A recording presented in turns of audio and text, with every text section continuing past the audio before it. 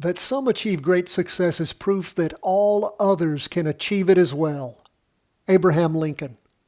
My friends, each and every day, 10 to 15 minutes, that's all we ask. Let's jump into these charts. Stocks are up some, bonds are down, gold is up, Bitcoin is down. Let's jump first into the S&P 500.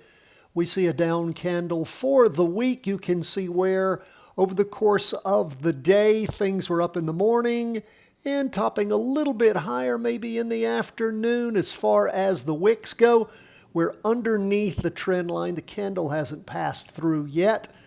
We have a down trend line. We can see that our 2-day candle, which is of course the Wednesday candle, is a down candle. And we shall see how this week continues. Now, as we look at the weekly chart, we have a little bit of a down angle as far as our weekly trend line goes. Not much there. Wondering if we've topped, what we're doing, how we are continuing to sort of slide along now for many, many weeks. Last 2 weeks, dojis. This week is a down candle. We'll see if we've topped. We're continuing to watch to see if we're going to penetrate the trend lines. We've touched, not the trend lines, the floors. We've touched one of them and bounced back over it. We'll keep our eye on things and see how the next 2 days go. What about the Qs? Well, we're in our third week of a down move, but again, we've passed through. We're pushing through. We see it on the 2-day. We already saw it happen on the half-day and moving back up, so we'll keep our eye on things and see just how much further this week things are going to go down, up 0.75% for the day, so a decent day. And we look at where we are on our volume. It looks nice on the 2-day.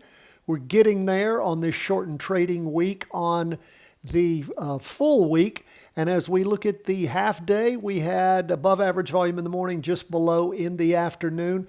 So again, keeping our eye on things. We do have 3 red down candles.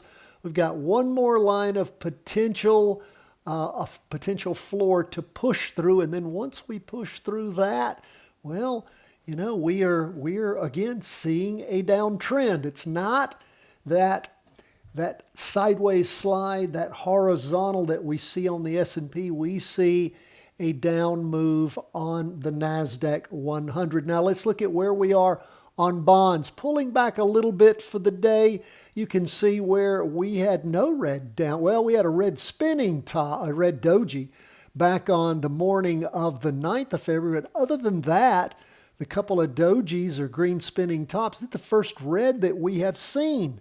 So again, down more in the afternoon, it looks like, than in the morning. We did have average volume in the morning. Didn't make average volume on the 2-day, but a nice green up candle pushing through the ceiling. And of course, we can see that, the candle's moving right through it. So as far as bonds go, they're showing us some definite bullishness, even though a small pullback today. What do we see going on with gold? Well, gold is up for the day. If you look down here, you can see where it's pushing through back above the weekly trend line on the half day. The 2-day is a red down candle just sitting right there on it, and a doji for the week. But as we told you, we believe that precious metals still have some bull run left in them, and 2.25% up for the day is decent. But of course, we had that huge run up on the week, getting the 26th of January, and of course, that hard collapse. And now things are just sort of moving along, trying to continue moving up the uptrend. But a doji here for the week. Not a lot of volume, as you can see. Not a lot of volume on the 2-day. So again, volume off as far as gold goes. What about Bitcoin? Bitcoin down again. We've told you how bearish Bitcoin has been. We again sort of see it. Same kind of pattern we saw where Bitcoin moved down and then gave the hint of trying to get up and then collapsed again, and now is sort of setting again another sideways slide in here. Hasn't hit the low. It hit back on the 2nd of February yet, but again, just sort of bottoming out near there. So we'll keep our eye on things. As far as what we have shown you where the collapse could possibly end is the low that Bitcoin hit back on the week beginning the 5th of August 2024. Other than that, it's already blown through the low that it hit back on the week beginning the 7th of April 2025.